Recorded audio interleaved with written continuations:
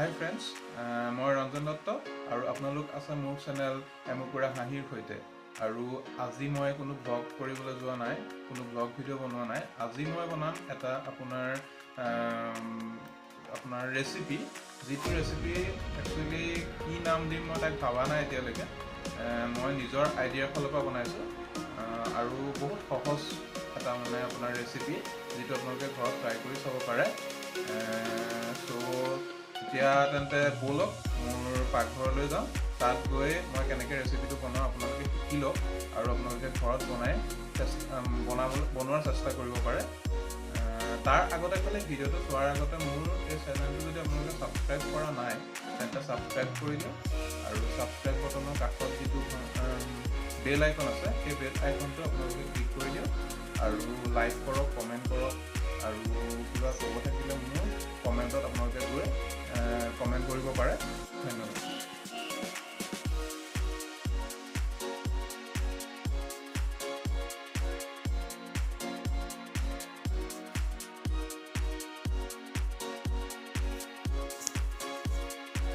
এতিয়া আমি যিখিনি মাংস লৈছিলোঁ সেই মাংসখিনিত আমি মেৰিনেট কৰিবৰ কাৰণে লৈছোঁ।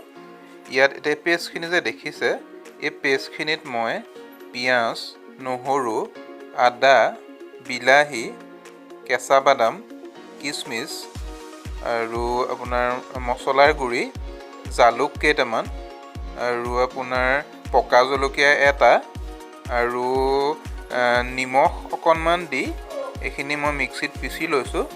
আৰু এইখিনি মই মোৰ যিখিনি মাংস আছিলে সেই মাংসখিনিত ভালদৰে মিহলাই ল'ম। এতিয়া এইখিনি মই ইয়াত দি ল'লোঁ, দি অকণমান মই সানি লৈছোঁ।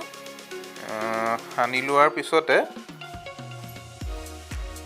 যিহেতু মই ফুল নিমখখিনি গোটেইখিনি মই দি দিয়া নাছিলোঁ, এতিয়া মই অলপ নিমখ যিমানখিনি সোৱাদ অনুযায়ী ইয়াত দি ল'ম। ইয়াৰ পিছত মই অকণমান চেনি দি দিম ইয়াৰ টেষ্টটো ভাল হ'বৰ বাবে। আৰু সেইখিনি ভালদৰে মই অকণমান হাতেৰে সানি ল'ম যাতে ইয়াৰ গোটেইখিনি বস্তু ভিতৰলৈ সোমাই যায়। এতিয়া তাত অকণমান হালধি আৰু অকণমান মিঠাতেল দি পেলাই তাক আমি ভালদৰে মেৰিনেট কৰিম। এয়া মই মিঠাতেল দিলোঁ আৰু এয়া অকণমান আপোনাৰ গৰম মছলাৰ মিক্স দি মই এনেকৈ মেৰিনেট কৰি লৈছোঁ।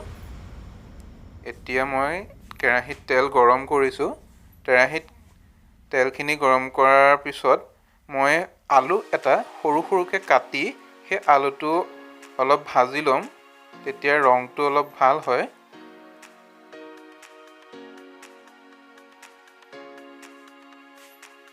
এয়া মই ভাজি ল'লোঁ আলুখিনি।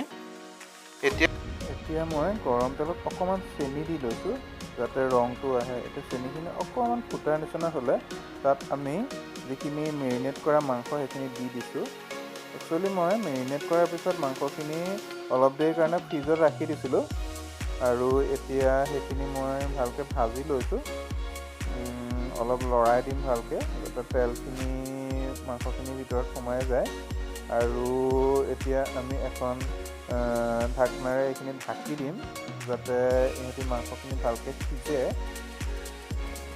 আৰু ঢাকি দিয়াৰ ফলত তাৰ যিখিনি তেল সেইখিনি ওলাইও আহিব বাহিৰলৈ। আমি ঢাকি দিলোঁ, চব ঢাকি দিয়াৰ পিছত কেনেকুৱা এটা ধুনীয়া ৰং আহিছে। আকৌ এবাৰ লৰাই দিম যাতে তলপিনে লাগি নাযায়।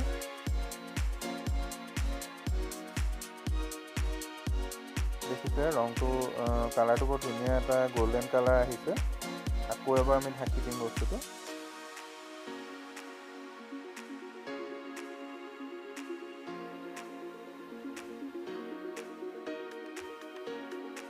এতিয়া আমি যিখিনি আমি ভাজি লোৱা আলু আছিলে সেইখিনি তাত দি দিম। আলুটো একচুৱেলি ভাজি লোৱাই আছিলে, সেইটো কাৰণে বৰ বেছি ভাজিবলগীয়া নহয়। এতিয়া আমি ভালদৰে মিক্স কৰি দিম আলুখিনি।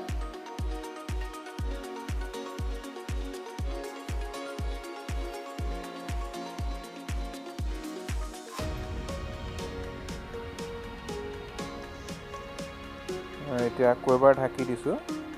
এয়া দেখিছে, ঢাকি দিয়াৰ পিছত কেনেকুৱা এটা ধুনীয়া ৰং আহিছে আৰু আলুখিনিও তাৰ লগত মিহলি হৈ গৈছে।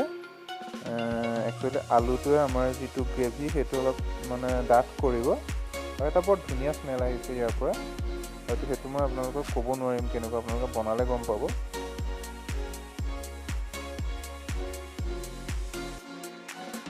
এতিয়া ঢাকি দিছোঁ। এয়া চাওক, এতিয়া মই 1 কাপ পানী দিম তাত আৰু পানী দি আকৌ এবাৰ ঢাকি দিম।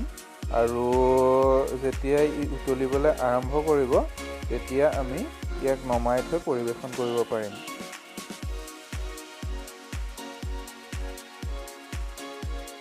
এয়া মোৰ সম্পূৰ্ণ হৈছে মোটামুটি।